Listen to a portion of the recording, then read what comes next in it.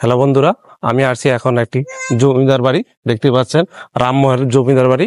এটি চাঁদপুর মতলব উপজেলা অবস্থিত। এই যে সেই বিল্ডিংটি, কিছুদিন আগে এখানে মানুষ বসবাস করত।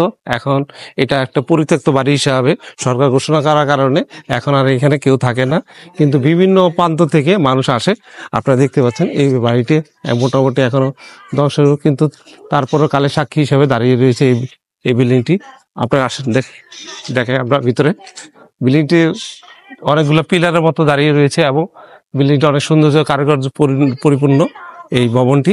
আসেন আমরা ভিতর দিকে দেখি। এই কক্ষটি, আমরা একটা কক্ষ ঢুকলাম। এই কক্ষটি আমরা দেখতে পাচ্ছি যে এখান দিয়ে একটা সিঁড়ি আছে, সিঁড়ি, আর এখান দিয়ে একটা দরজা আছে, দরজা ঢোকার জন্য। আর এখান দিয়ে একটা কক্ষ আছে। আপনি আসেন, কক্ষটি দেখাই আমরা। কক্ষটি দেখা, এই সেই কক্ষ উপর দিকে ভেঙে গেছে বাড়ির। আর এখান দিয়ে একটা অনেকগুলো চৌকাঠ আছে, এগুলো এই যে এটা দিয়ে আটকে রাখতো, কাঠের দিয়ে এটা আটকে রাখতো। বর্তমানে এটা পরিত্যক্ত এবং এখান দিয়ে দীর্ঘদিন ধরে বসবাস করতে, এখন বন্ধ আছে আপাতত। আর এখানে অনেকগুলো রুম আটকানো দেওয়া হয়েছে, যেহেতু এটা পরিত্যক্ত, যে কেউ আসলে এখানে বিভিন্ন ক্ষতি হতে পারে। ঠিক আমরা এখান থেকে দেখতে হলে এই একটু উপরে দেখান।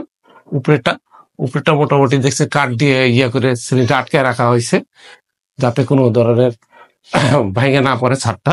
আসেন আমরা সিঁড়িতে উঠি।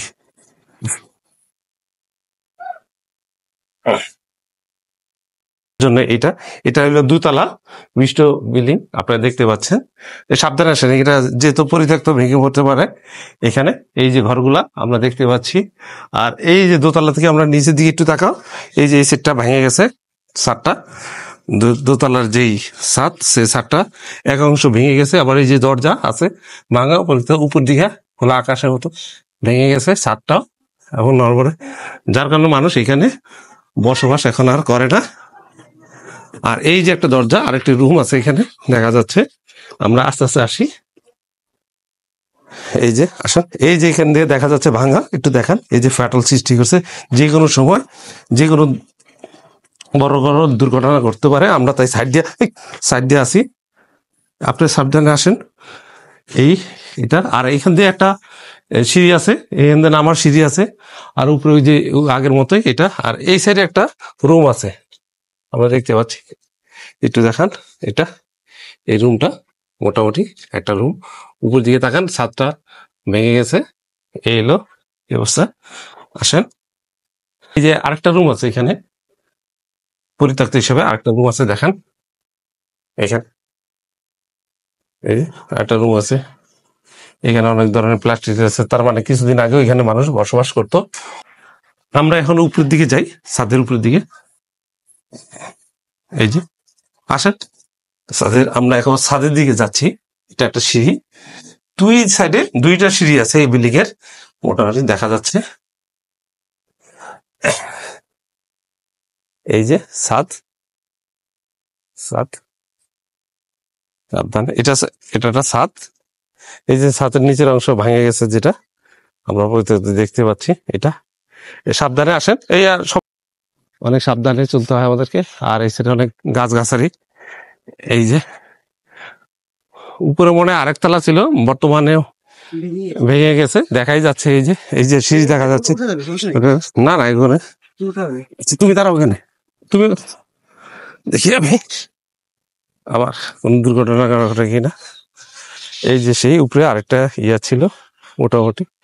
আর চারিদিকের প্রকৃতি, বিশাল বড় জায়গা নিয়ে এই জমিদার রামমোহন রায় ছিলেন এখানকার, এই মতলব উপজেলার পুরা এই এলাকার আর কি জমিদার যিনি ছিলেন। কিন্তু আজ তিনি নেই, তার স্মৃতি হিসাবে এই বিল্ডিংটি দাঁড়িয়ে আছে, তার প্রাসাদটি।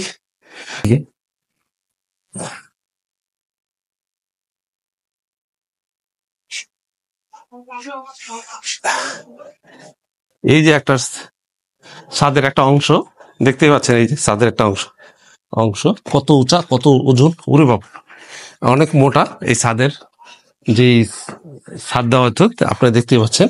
এই যে সেই ইয়েটা, এটা দেখেন একটু ছাদের, ভালোভাবে দেখেন। এই যে ছাদের একটা অংশ টুকরো এটা ভেঙে পড়ে গেছে এখান থেকে, দেখতেই পাচ্ছেন এই অংশটি, এই যে ঠিক এই যেখান থেকে দেখতে পারতেন আপনারা এই ইয়েটা। আর এখান দিয়ে আর একটা জিনিস আপনাদেরকে দেখাই, এই যে এখান থেকে একটা জানলা ছিল, এই যে অনেকগুলো জানলা দেখতে পাচ্ছেন, দেখেন জানলাগুলা আস্তে আস্তে। আর এখানে কিছু আসবাবপত্র রাখতো, এই জন্য এটা ব্যবস্থা করা হয়েছিল, এই যে সেখানে রাখার জন্য। এই যে মাছের খালছি,